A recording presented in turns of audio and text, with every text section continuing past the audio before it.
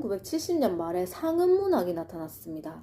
여러 가지에 대한 이제 보도가 류비넨과 다이친 같은 여러 가지를 폭로한 기자들이 있었고, 마르크스주의 전제를 재검토하려고 고심하는 철학자랑, 금기시했던 성애에 대한 탐구를 한 소설가랑, 그리고 시인이랑 영화 감독이 나오고 활기찬 언론과 매체가 중국에 등장하기 시작한 거야.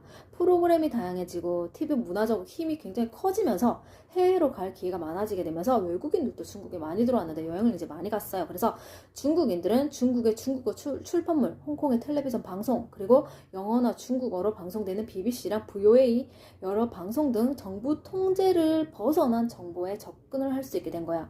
그래서 사람들이, 중국인들이 이제 외국이랑 다른 나라랑 정말 많이 다르다라는 것을 알게 되었습니다.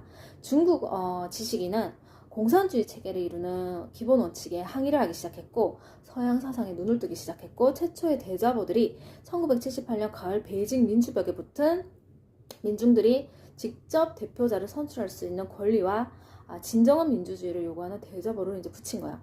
웨이징성이 당국권은 중국의 노동자와 농민에게 강요된 여러 가지를 막 이상한 걸 주장을 한 거야.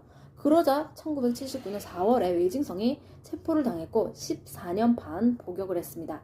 중국 지식인은, 그러니까 중국은 유교 가치관을 갖고 있던 이제 정부죠. 그래서 옆에 보니까 급성장한 대만, 홍콩, 싱가포르, 한국을 이제 보더니 굉장한 이제 외국을 보고 매료가 되어갖고 하상이라는 6부작의 TV 다큐멘터리가 이제 나오게 되었습니다.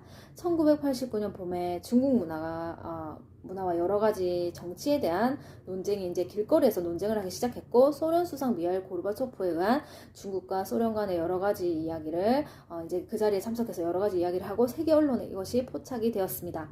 항의가 이제 일어났는데 4월에 당 지도자 후야오방을 위한 여러 가지 행진을 시작했고, 베이징 시민들의 반응에 용기를 얻어갖고 정부의 부정 대응에 굉장한 이제 학생 지도자들이 점차 활동을 강화시키고 집회에서 학생들이 이제 목소리를 내면서 민주 정부를 요구를 한 거야. 그러면서 1989년 5월 내에 천안문 광장에서 수천 명의 대규모 집회를 했고 100만 학생과 2천 명의 학생들이 단식 투쟁을 한 거야.